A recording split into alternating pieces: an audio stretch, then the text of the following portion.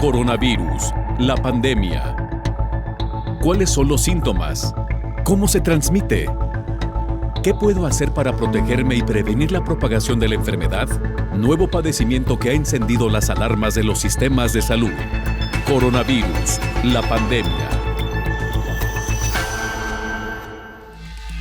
¿Qué tal? ¿Cómo está? Bienvenidos a Coronavirus, la pandemia. Este lunes 23 de noviembre del año 2020, la emisión número 267 de este programa especializado sobre la enfermedad que ha generado la COVID-19, una enfermedad provocada por el virus del SARS-CoV-2.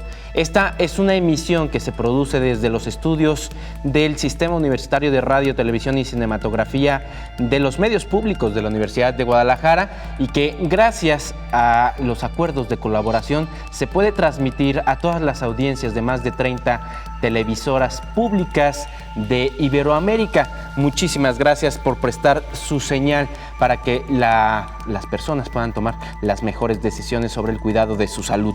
Pueden sintonizarnos a través de la señal de Canal 44 en las redes sociales Canal 44 TV, también en Facebook, en Twitter y también en la página de internet www.udgtv.com. Muchas gracias también a quien nos escribe. Le dejamos abierta la línea de comunicación a través del WhatsApp en el 33 22 42 06 90. En este lunes vamos a hablar, por supuesto, de las diferentes vacunas que se están generando en las últimas horas. Por ejemplo, Pfizer y BioNTech proyectan ya una producción de 50 millones de dosis para este año. Así es, este mismo año se podrían ya indicar las dosis de estas dos vacunas, Pfizer y BioNTech.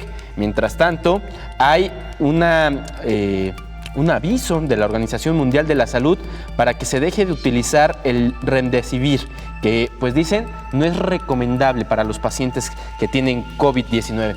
En el hemisferio norte del planeta comienzan ya a bajar las temperaturas y esto ocasionará sin duda alguna que la pandemia se pueda vivir con más fuerza, ocasionada por supuesto por el frío.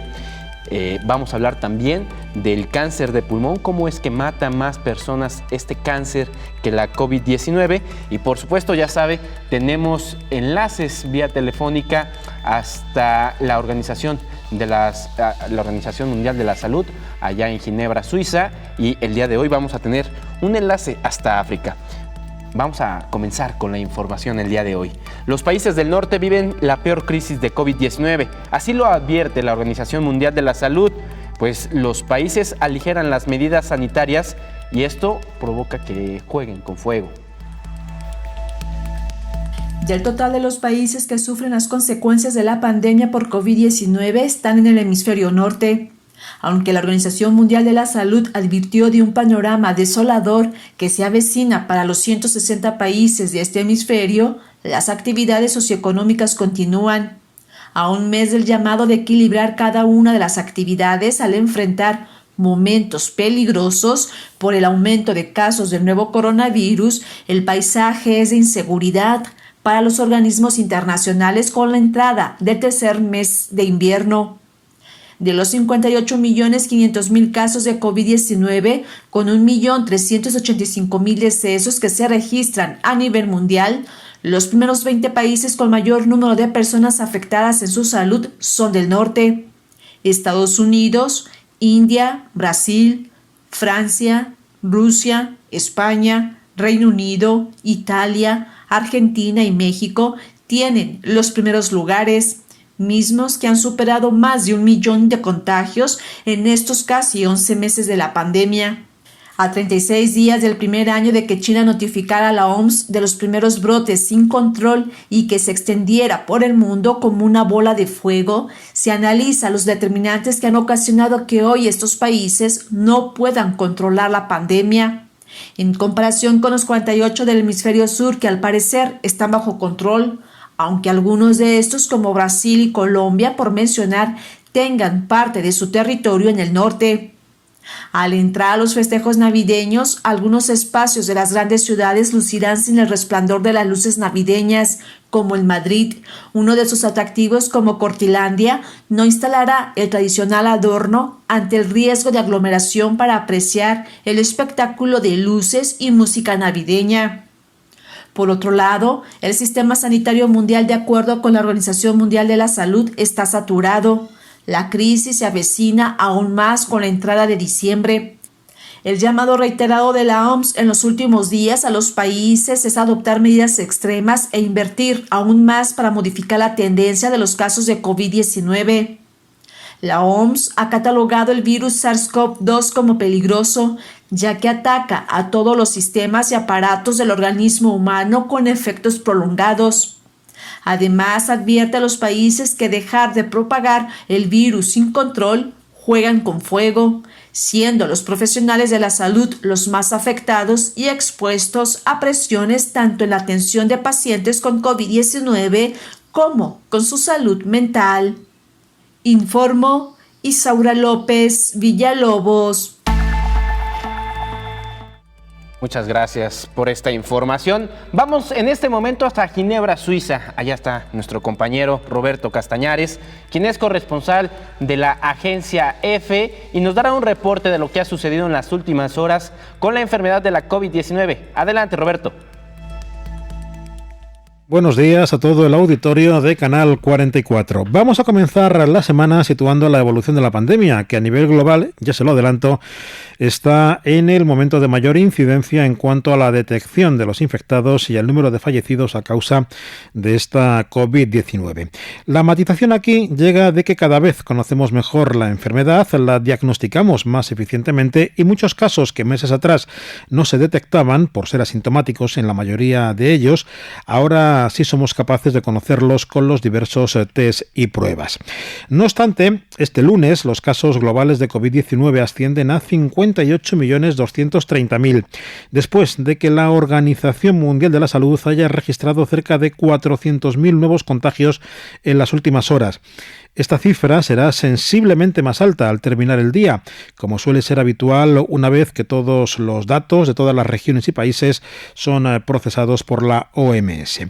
Lo mismo ocurre con los fallecidos por causas directamente atribuibles al coronavirus, que en este momento se elevan a 1.382.000. El sábado, por cierto, se marcó la segunda jornada con más decesos desde el inicio de la pandemia, ya que se contabilizaron casi 12.000. Ayer fueron algo más de 9.000 y hoy estamos ya en 5.000. La conclusión en este momento es que el conjunto de medidas de prevención introducidas por los gobiernos, así como las restricciones de movimiento y de reunión que se mantienen en muchas partes del mundo para frenar los contagios, no están dando todavía los resultados esperados. De hecho, Estados Unidos ha vuelto a romper un récord diario con 191.000 casos confirmados ayer domingo y 183.000 hoy, lo que eleva las cifras acumuladas de este país a 12 millones de infecciones confirmadas y 254.000 fallecidos. La India también vuelve a mostrar un repunte de contagios y por crecimiento diario de casos positivos siguen Brasil, Italia, Rusia y Polonia. Reportó desde Europa Roberto Castañares para el programa Coronavirus, la pandemia. Pues ahí tiene usted lo que está sucediendo en este momento allá en Ginebra, Suiza, la sede de la Organización Mundial de la Salud. Sin duda alguna, los países del hemisferio norte van a comenzar un nuevo proceso dentro de esta enfermedad de la COVID-19. ¿Por qué? Porque han comenzado a descender las temperaturas. Investigadores aseguran que con el frío te puedes enfermar con menos partículas que entren en tu nariz. Con el frío hay más posibilidades de enfermar con menos partículas virales que recibe el organismo. El investigador Fernando Roger Esquivel Guadarrama explica la respuesta del cuerpo. El moco es una barrera muy importante para atrapar las partículas virales, pero cuando llega el invierno el aire reseca la mucosa, el flujo se para y sobrevienen mayores infecciones. El flujo de moco se para y entonces sobrevienen mayores infecciones. E inclusive la integridad de la capa epitelial se ve afectada, lo cual baja la respuesta inmune innata y permite el establecimiento de infecciones de manera más fácil. O sea, en vez de habernos infectado con 10 partículas, ahora nos podemos infectar con una partícula, ¿sí? Entonces, algo crucial en el invierno o en las épocas frías, sobre todo lo que hemos visto ahorita en México, es el aire frío que reseca las mucosas. En ese sentido, los tapabocas también nos ayudan a mantener la humedad. Además, una menor exposición solar baja la producción de vitamina D y puede afectar la respuesta inmune innata, lo cual no significa que tengamos que tomarla. Para ello es necesario consultar al médico, informó Elizabeth Ortiz. Pues ahí tiene usted la importancia del cubrebocas, no solamente para para no arrojar o atrapar estas partículas que pueden contener el SARS-CoV-2, sino que también mantiene húmedas nuestras fosas nasales y eso podría impedir también que ingrese el virus del SARS-CoV-2. Vamos ahora con esta información que se dio a conocer este fin de semana. La Organización Mundial de la Salud reitera que no es recomendable utilizar el Remdesivir para tratamiento de pacientes ingresados en las áreas COVID. Un panel de especialistas de la Organización Mundial de la Salud advirtió que el medicamento antiviral Remdesivir no se recomienda para pacientes ingresados en el hospital con COVID-19, independientemente de la gravedad de su enfermedad, porque actualmente no hay pruebas de que mejore la supervivencia o la capacidad de respiración. La recomendación forma parte de una guía constantemente actualizada sobre la atención clínica para la COVID-19 y fue elaborada por un grupo internacional de formulación de directrices que incluye 28 expertos en atención clínica, 4 socios pacientes y un especialista en ética. Pese a la amplia atención a nivel mundial que ha recibido el fármaco como tratamiento potencialmente eficaz para los casos graves de COVID-19 y su uso en hospitales, de acuerdo con la OMS, su función en la práctica clínica continúa siendo incierta. La recomendación de hoy se basa en una nueva reevaluación de las evidencias que comparan los efectos de varios tratamientos farmacológicos para la COVID-19 e incluye datos de 4 ensayos aleatorios internacionales que involucran a más de 7,000 pacientes hospitalizados por COVID-19. Sin embargo, los expertos dijeron que el Remdesivir pudiera presentar pequeños beneficios potenciales, quizás en algún subgrupo, por lo que el panel recomienda que continúen los estudios e inscripción de pacientes para ensayos, informó Rocío López Fonseca. Bueno, pues este medicamento, el Remdesivir, se agotó en prácticamente horas cuando se dio a conocer la noticia de que podría servir para el tratamiento de esta enfermedad de la COVID-19, sobre todo en países como Panamá y Nicaragua. Vamos a ver si después de esta recomendación que hace la Organización Mundial de la Salud, este medicamento puede pasar a otro tema. Nosotros vamos a nuestra primera pausa aquí en Coronavirus, la pandemia.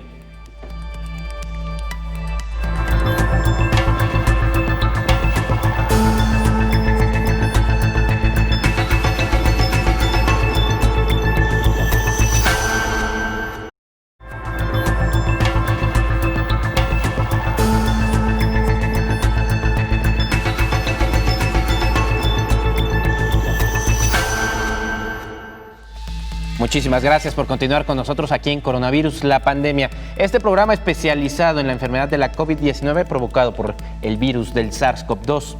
Este día estamos dedicando el programa a el frío y las enfermedades respiratorias que este clima genera, sobre todo en los países del hemisferio norte que comenzarán a partir de las últimas semanas a ver reducidas sus temperaturas. Sin embargo, existen otras enfermedades que están matando más que la COVID-19 y son también enfermedades que tienen que ver con los pulmones. Se trata del cáncer. El cáncer de pulmón es una epidemia que mata a más personas que el SARS-CoV-2, señaló Juan Wolfgang Zinser Sierra, médico oncólogo del Instituto Nacional de Cancerología en México. Aproximadamente en lo que va de la pandemia ha habido 1.300.000 muertes. En ese tiempo se han muerto más de 4,5 millones de personas a causa del tabaquismo.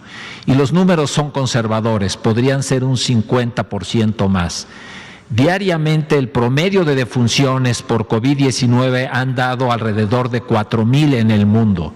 Vean ustedes, conservadoramente el número de muertes diarias a causa del tabaquismo es de cuando menos 14 o 15,000 y podrían ser más de 20,000.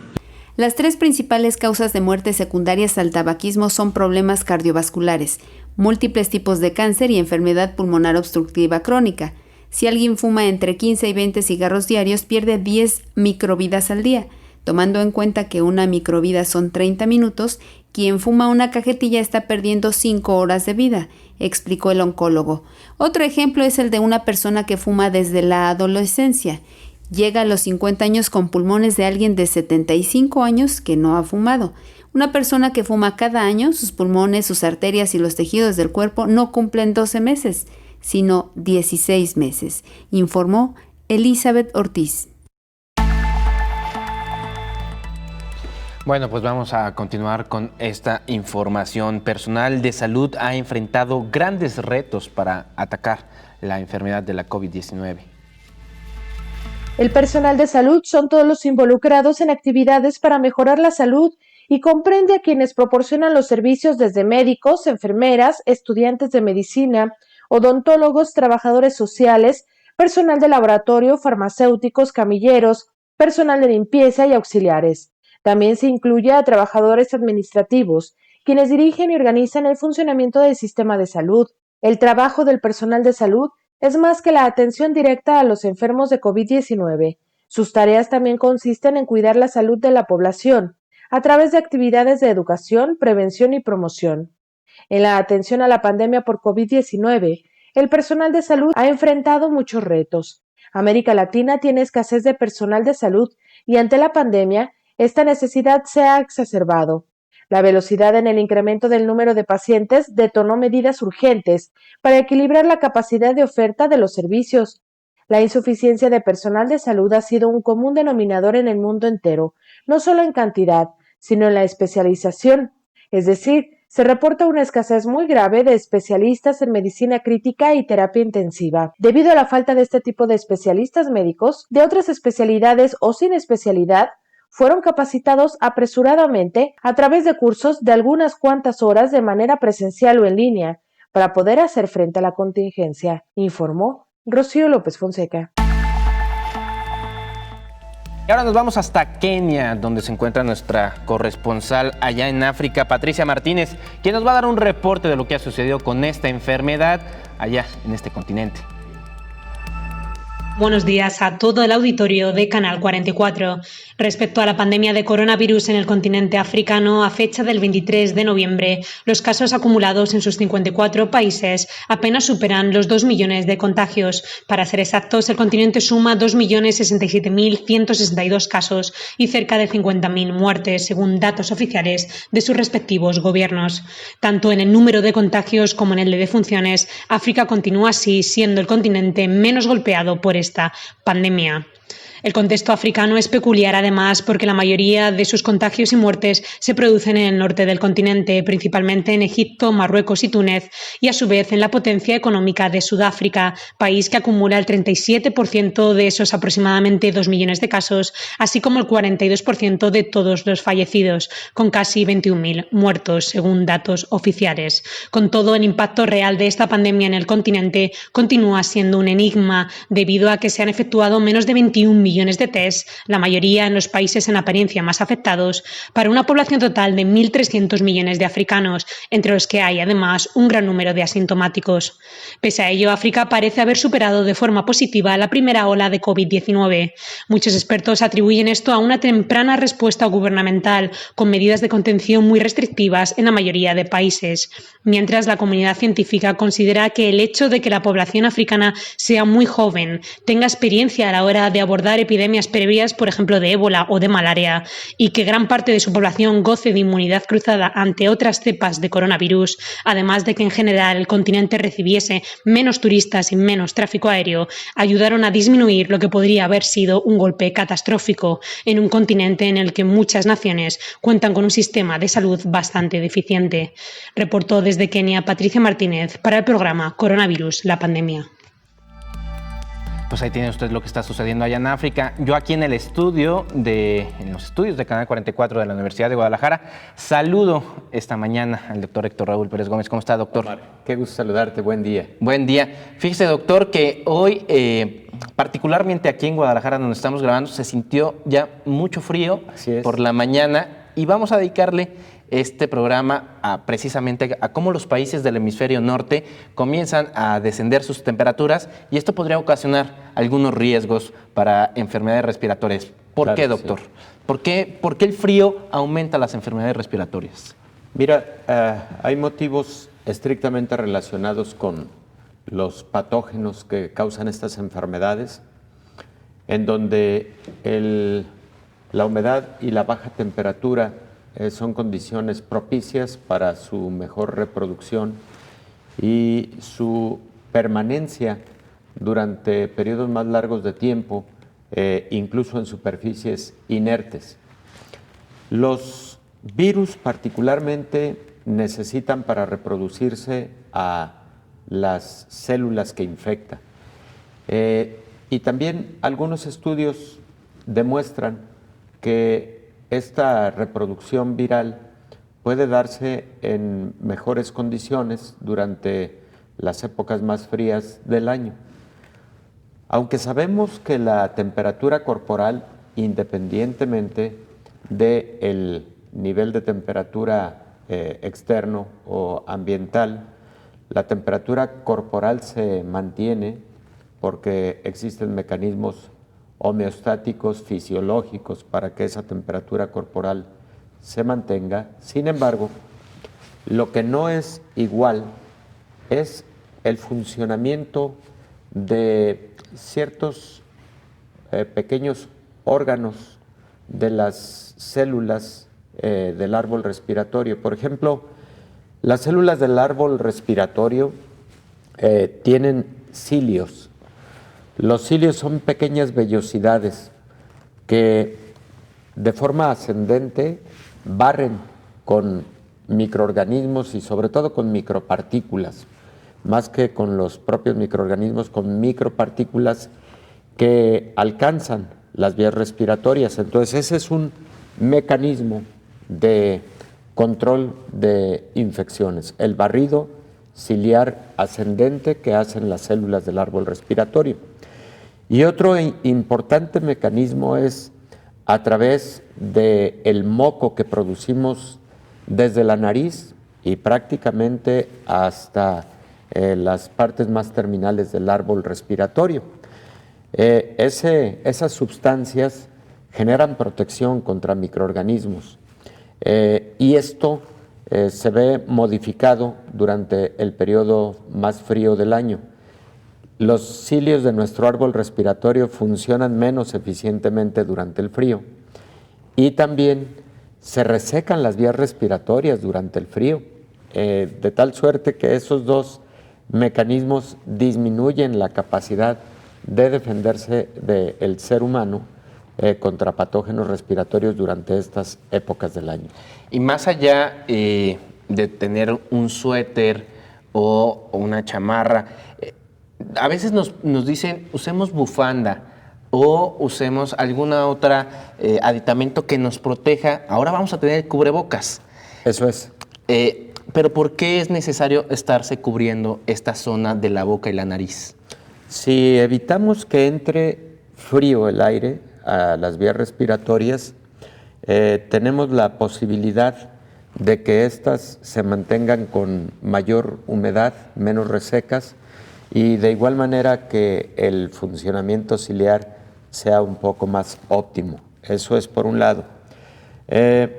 Nuestra nariz, de hecho, tiene mecanismos para humidificar el aire que entra a las vías respiratorias y también tiene mecanismos para que ese aire modifique su temperatura fría, entre, con una temperatura un poco más cálida a las vías respiratorias inferiores. Esa es parte del funcionamiento de la nariz, por ejemplo, como de igual manera el flujo del aire debe entrar con una modalidad conocida como flujo laminar. Es decir, como si fueran láminas concéntricas de aire las que están entrando por las vías respiratorias hasta la parte final, a la parte más terminal de las mismas.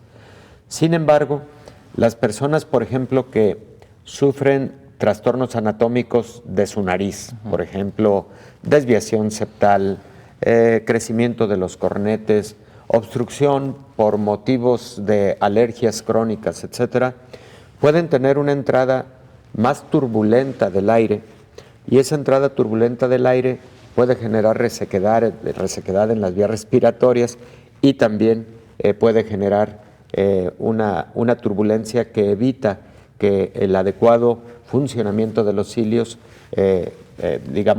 expulse a micropartículas infectantes. Entonces, estamos diseñados para funcionar muy bien, sin embargo, luego otros aspectos empiezan a trastornar la maquinaria respiratoria. Claro, y en este sentido, doctor, otra cosa que me llama la atención es que en algunos países, por ejemplo, de Centroamérica o que tocan el Caribe como Colombia, ¿no? Tienen mañanas muy frías y tardes muy cálidas. Sí. ¿Estos cambios de temperatura cómo afectan? Sí afectan, precisamente modificando la humedad de las vías respiratorias, modificando el funcionamiento del sistema ciliar del árbol respiratorio, y particularmente afecta porque pueden acentuarse algunos tipos de enfermedades que tienen un fondo alérgico.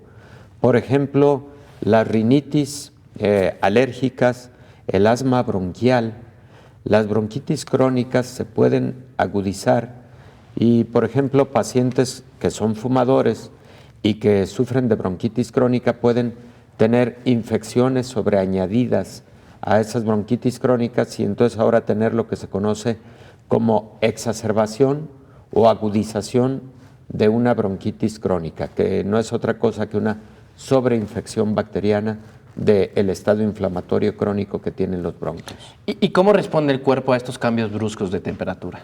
Bueno, tenemos mecanismos homeostáticos, por principio de cuentas, fisiológicos. La temperatura corporal, independientemente de la temperatura del medio ambiente, se regula a través de un centro regulador en el sistema nervioso central, que es el hipotálamo, pero una temperatura extrema en uno u otro sentido, por ejemplo, un frío extremo, sí puede, a pesar de esos mecanismos fisiológicos, generar una profunda disminución de la temperatura corporal, y entonces en personas altamente susceptibles, como adultos mayores o niños muy pequeños, en quienes podría eventualmente no tenerse cobertura, se pueden sufrir entonces incluso fatalidades por frío, y no son pocas las que hemos visto,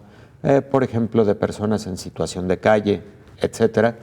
Y lo contrario ocurre. Estamos hablando particularmente de la época fría del año en el hemisferio norte, pero también el golpe de calor es algo que debemos considerar cuando las temperaturas son extremas al alza. Ahí las personas pueden tener colapsos vasculares por vasodilatación, puede venir un estado de choque de calor, y hay personas que también pueden morir por un choque de calor. Perfecto. Vamos a ir a una pausa, claro, si me lo permite, doctor, porque quiero comenzar ya con algunos consejos, porque no solamente está la COVID-19, viene la época de influenza y en general todo el cuadro de gripas y enfermedades que tienen que ver con el sistema de los pulmones. Claro. Vamos a una pausa y nosotros continuamos aquí en Coronavirus, la pandemia.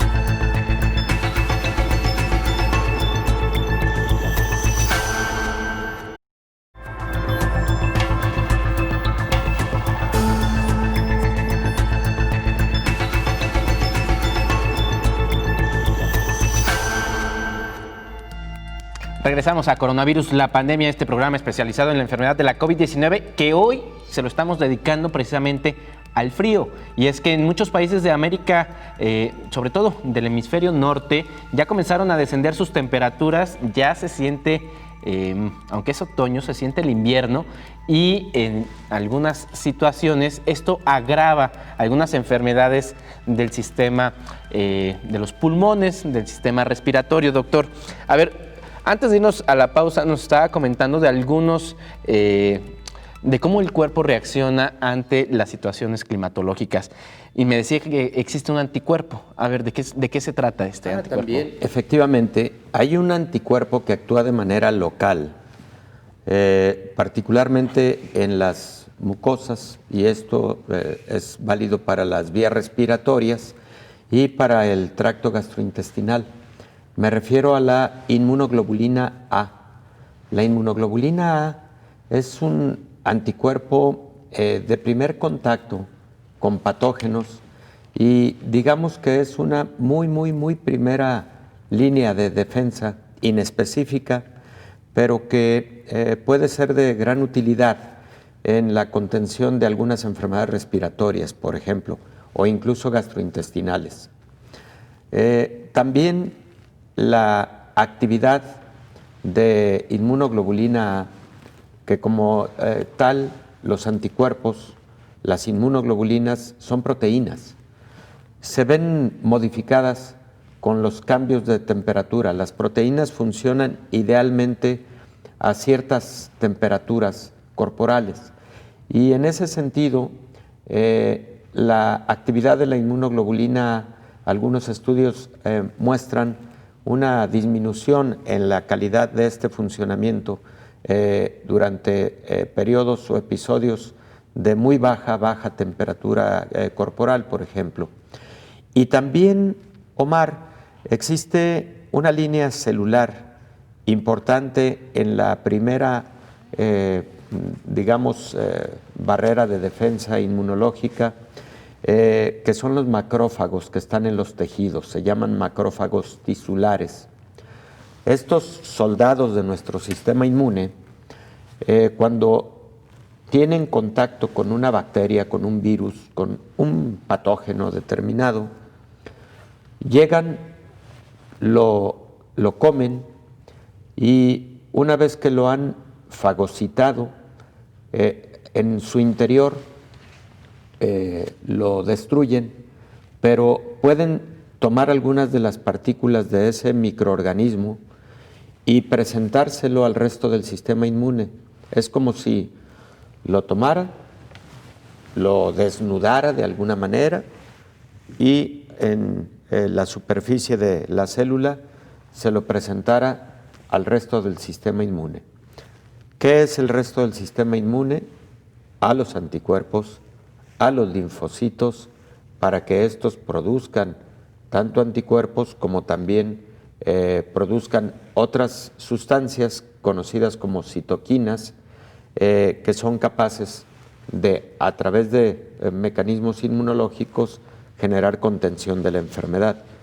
Y también lo que hacen estas células presentadoras de antígeno, así se conocen, es activar a células del sistema inmune conocidas como linfocitos natural killer o asesinos naturales, que ayudan a que células que se han infectado, por ejemplo, por ciertos virus, sean literal asesinadas por estas natural killer y de esa manera evitar la propagación de infecciones. Entonces, el sistema inmune es toda una línea o diferentes líneas de defensa, como lo hacen los ejércitos, que actúan de manera orquestada, bien sistematizada, y muchos momentos de la actividad del sistema inmune también se pueden ver modificados por los cambios de la temperatura corporal. Doctor, ¿en qué momento el cuerpo resiente más, una gripa o algo que se puede convertir en influenza y que se puede incluso agravar a neumonía? ¿De qué manera el cuerpo está actuando cuando ocurren estos casos? Fíjate que actúa de una manera maravillosa, compleja, por cierto, porque se activan muchos sistemas, cascadas moleculares que actúan de diferente manera. Ya platiqué una de manera general, que es la relacionada con el sistema inmune innato, pero también una parte de lo que conocemos como sistema inmune especializado. Dentro de esta actividad del propio sistema inmune ocurre algo muy interesante, que es la detección de partículas de los microorganismos que actúan como, se llaman pirógenos exógenos. Piros, fuego. Genus, formación. Entonces, pirógeno es algo que provoca temperatura. Ya. Entonces, ¿por qué se genera la temperatura en nuestro cuerpo? Se genera porque esos pirógenos, que son componentes de los microorganismos, por ejemplo, en los bacilos gram negativos hay un pirógeno muy importante que es un lipopolisacárido de la pared de esas bacterias y que actúa activando al sistema inmune, y luego el sistema inmune actúa a través de pirógenos endógenos, y esos pirógenos endógenos son principalmente la interleucina 1, la interleucina 6, el factor de necrosis tumoral, o sea, son citocinas proinflamatorias.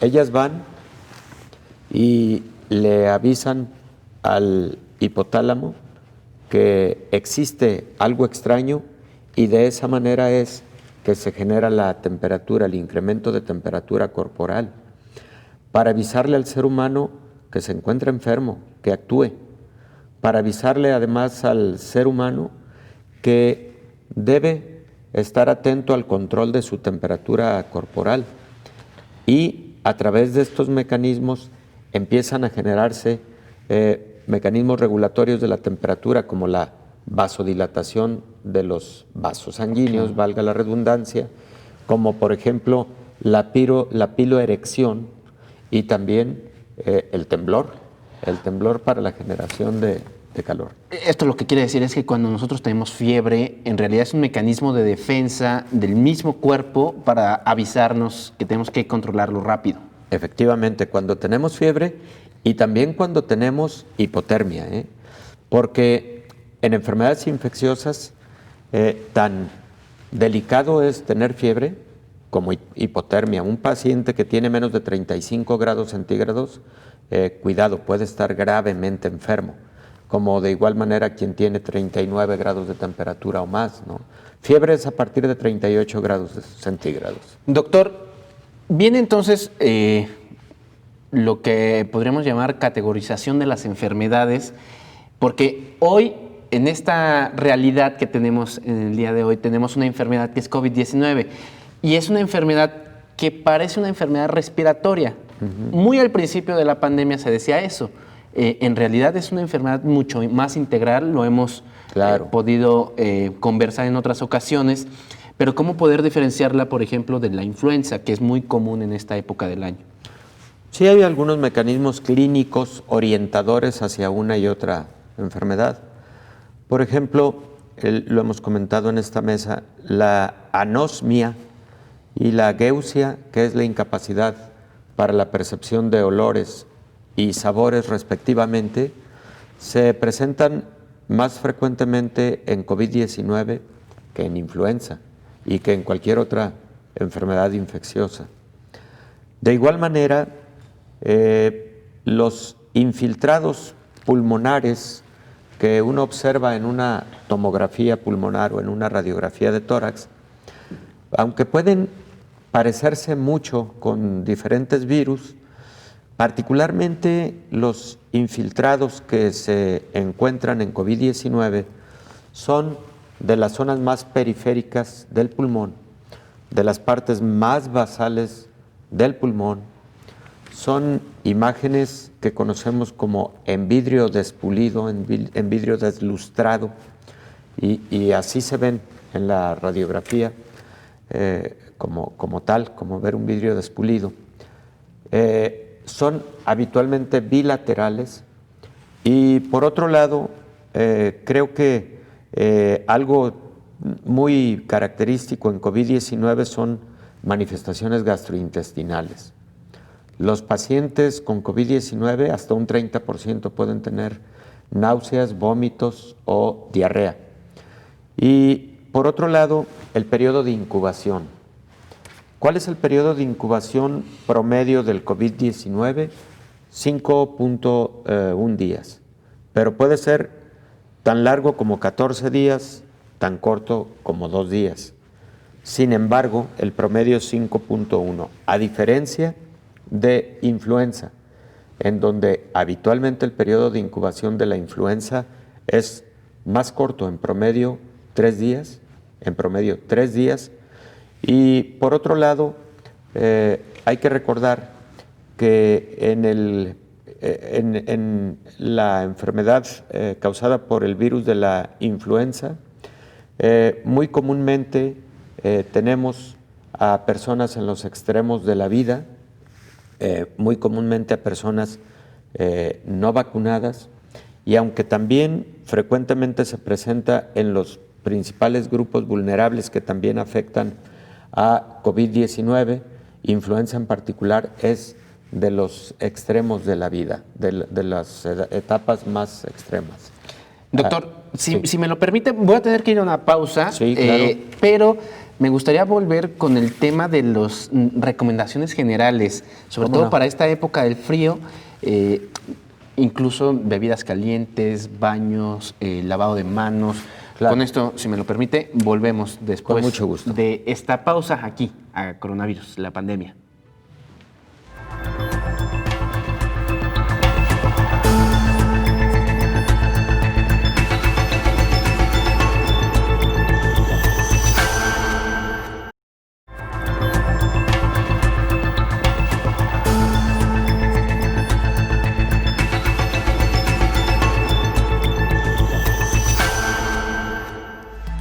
Muchas gracias por continuar con nosotros aquí en Coronavirus, la pandemia.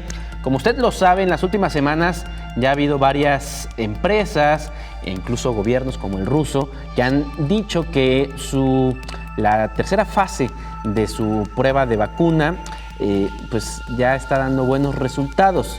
Ahora se da a conocer que Pfizer y BioNTech ya proyectan la producción de 50 millones de dosis para aplicarse este mismo año. Las empresas Pfizer y BioNTech planean el uso de la vacuna en diciembre de 2020, para lo cual solicitaron la aprobación de emergencia a la FDA. Además de la presentación de hoy al organismo regulatorio, iniciaron presentaciones en todo el mundo, incluso en Australia, Canadá, Europa, Japón y el Reino Unido, y planean enviar solicitudes de inmediato a otras agencias reguladoras en todo el globo. Según las proyecciones, esperan producir a nivel mundial hasta 50 millones de dosis en 2020 y hasta 1.300 millones de dosis para finales de 2021. La presentación se basa en una tasa de eficacia de la vacuna del 95%, demostrada en el estudio clínico de fase 3. Hasta la fecha, el Comité de Monitoreo de Datos del estudio no ha reportado ningún problema de seguridad serio relacionado con esta vacuna. El ensayo clínico de fase 3 comenzó el 27 de julio y ha inscrito a 43.661 participantes hasta la fecha, de los cuales 41.135 han recibido una segunda dosis de la vacuna candidata al 13 de noviembre de 2020, informó Elizabeth Ortiz. Y lo adelantábamos en el primer bloque de este programa, hay algunos países que han decidido y ya están aprendiendo nuevas cosas del segundo rebrote. Canadá es uno de ellos. Justin Trudeau, su primer ministro, pide limitar los contactos por el aumento de casos de COVID-19. El primer ministro canadiense, Justin Trudeau, advirtió que el futuro del país está en juego ante el rápido aumento de los casos de COVID-19 y los cálculos de que en las próximas semanas la pandemia puede sumar 60,000 casos al día si los ciudadanos no toman medidas de manera urgente, por lo que a partir de este lunes ordenan el confinamiento de Toronto y suburbios por alza en casos de COVID-19. Los centros comerciales, restaurantes y otros negocios no esenciales, como los salones de belleza y los gimnasios, cierran sus puertas durante un periodo de 28 días en Canadá. Las autoridades advirtieron que se impondrán multas de hasta $570 para quienes no respeten las nuevas normas de prevención sanitaria. Asimismo, se explicó que las reuniones en interiores también serán limitadas. Las autoridades canadienses consideran que las próximas semanas son críticas. A pesar de la gravedad de la situación, Trudeau se negó a imponer un confinamiento nacional como el vivido por el país en el punto más grave de la primera oleada de la pandemia, y dijo que es la labor de los gobiernos provinciales decidir las medidas a tomar. Canadá está registrando un incremento de los casos entre los adultos mayores, por lo que se están registrando brotes infecciosos en residencias de ancianos y centros comunitarios. Trudeau también anunció que la frontera terrestre con Estados Unidos permanecerá cerrada a los viajes considerados no esenciales hasta al menos el 31 de diciembre, informó Rocío López Fonseca. Pues ahí tiene usted lo que está sucediendo ya muy cerca de México. Aquí en Canadá está ya el repunte de los casos de COVID-19.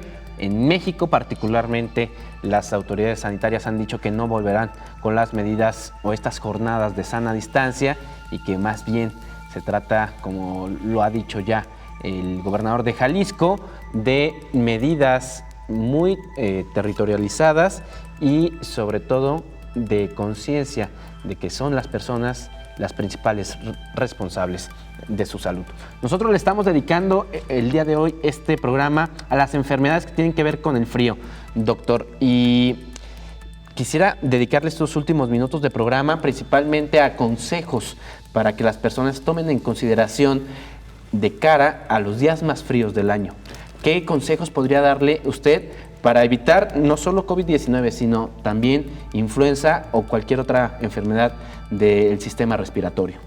Bueno, primero, que aquellas enfermedades para las cuales hay vacuna y para las cuales las personas sabemos son susceptibles de enfermar, hay que vacunarse.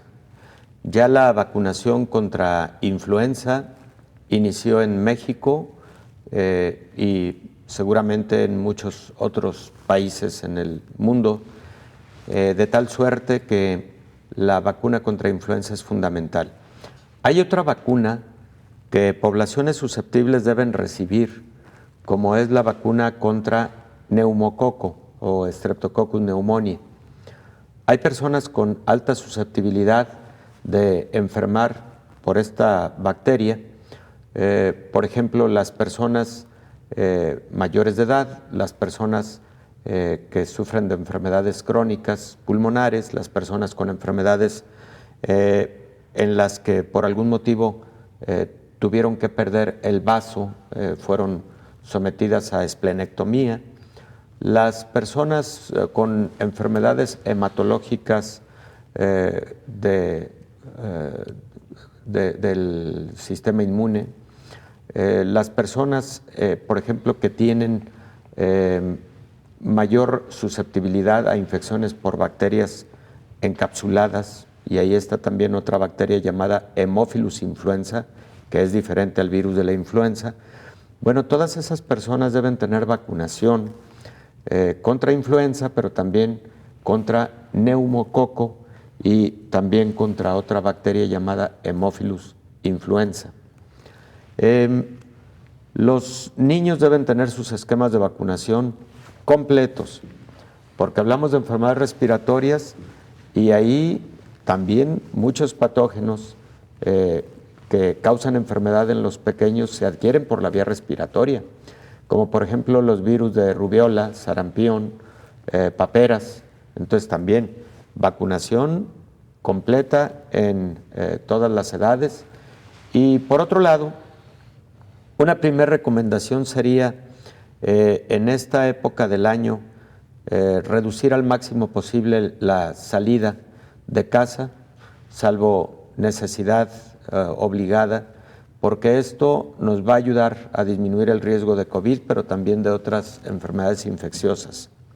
Número 2, ante el inicio de sintomatología, se debe generar aislamiento, porque independientemente de COVID, esto es válido para otras enfermedades respiratorias, y además colocación inmediata de cubrebocas, porque quien particularmente se encuentra enfermo es quien eminentemente debe estar cubierto con un cubrebocas, independientemente de si se trata de un resfriado común, de si se trata de influenza y no se diga COVID-19. La distancia entre personas es válida para todas las enfermedades respiratorias. Los 6 pies de distancia entre persona y persona que evitan que se transmitan las enfermedades respiratorias cuando estamos, por ejemplo, hablando y en donde las partículas respiratorias, gotas o gotículas, pueden viajar hasta esa distancia. De ahí la importancia de estos 6 pies, que no son 1.5 metros, deben ser 1.8, casi 2 metros. Eso es lo correcto. Y ojalá ya corrigieran en todos los lugares, establecimientos, etcétera. Por lo menos 2 metros. Por lo menos deben ser 2 metros. Debe haber ahí una corrección que provenga incluso desde el ámbito oficial. Todos los documentos técnicos relacionados con la prevención de COVID-19 deben decir 2 metros de distancia entre persona y persona, no 1,5 metros. Bueno, seguimos. El lavado frecuente de las manos es fundamental. Evitar estar llevando nuestras manos a nariz y boca, sobre todo cuando hemos estado expuestos en algún lugar público, no se diga el transporte público, por ejemplo, ¿no? Y particularmente comer sano, tomar muchos líquidos. Hay algunas recomendaciones, por ejemplo, con respecto a el consumo adicional de vitamina C o de vitamina A, que puede modificar un poco la frecuencia de enfermedades respiratorias. Es válido. Estas 2 tipos de vitaminas, ¿dónde las encontramos? ¿En qué alimentos? En cualquier farmacia, pero hay que procurar que sea un consumo, digamos, apegado a las dosis correctas para la condición física correcta de las personas, y si es bajo prescripción, mucho mejor. Lo que pasa es que sabemos que las vitaminas frecuentemente están a disponibilidad para la autoprescripción. Exacto. Entonces, nada más que quien decida suplementarse con vitamina A o con vitamina C se apegue a la dosis recomendada en estos productos que están en las farmacias. Y, por ejemplo, en alimentos naturales, ¿dónde podemos encontrar estas vitaminas? Cítricos, particularmente, frutas cítricas, es en donde más podemos encontrarlas. Doctor, por ejemplo, me queda un minuto, bebidas calientes, utilizar guantes.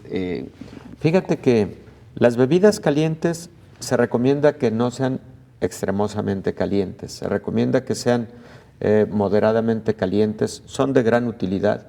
Y por supuesto, proteger nuestro cuerpo del frío es básico. Esto incluye las manos. Hay personas muy sensibles al frío y cubrir sus manos es básico, porque además hay personas que sufren de trastornos conocidos como vasculitis, que si no cubren sus manos van a tener episodios de mayor severidad de las vasculitis, y esto es delicado. No nos da tiempo para hablar con detalle. Pero también proteger muy bien los pies y, bueno, ante temperaturas extremas, cubrir muy bien los oídos, ¿no? La cabeza. Claro. Y a quienes más hay que proteger en ese sentido es a nuestros adultos mayores. Y más que una chamarra grande, ¿lo que se recomienda son muchas capas? Bueno, lo que se recomienda es, primero, lo que mantenga tu temperatura corporal idónea y además que te genere el confort adecuado, ¿no? Entonces, en ese sentido, pues sabemos cómo han evolucionado la tecnología en las prendas, ¿no? Hay prendas muy delgadas, sin embargo, que tienen ciertas coberturas, algunas de ellas sintéticas, pero que cumplen con el objetivo excelentemente bien de generar una buena cobertura y, por lo tanto, mantener adecuadamente la temperatura corporal. No sustituir el cubrebocas por ninguna otra cosa. Bajo ninguna circunstancia. El uso generalizado de cubrebocas es hoy más importante que nunca, por COVID, pero también por las demás enfermedades respiratorias. Incluso cubrebocas y ya podríamos ponernos otra cosa encima. Sí, claro, efectivamente. Entiendo la pregunta entonces, que si una bufanda podría... No, claro que no. Preferentemente cubrebocas y en todo caso la bufanda pues, en el cuello, ¿no? Que ahí haría su principal función. Pero acá, boca y nariz cubiertos con cubrebocas. Sí, con cubrebocas. Doctor, muchísimas gracias por habernos acompañado el día de hoy. Con mucho gusto. Y bueno, nosotros nos despedimos de este programa Coronavirus, la pandemia. Lo invitamos a que continúe aquí en la señal de todos y muchísimas gracias a todas las emisoras de Iberoamérica por prestar su señal para que la gente tome mejores decisiones en el cuidado de su salud. Muchísimas gracias. Coronavirus, la pandemia.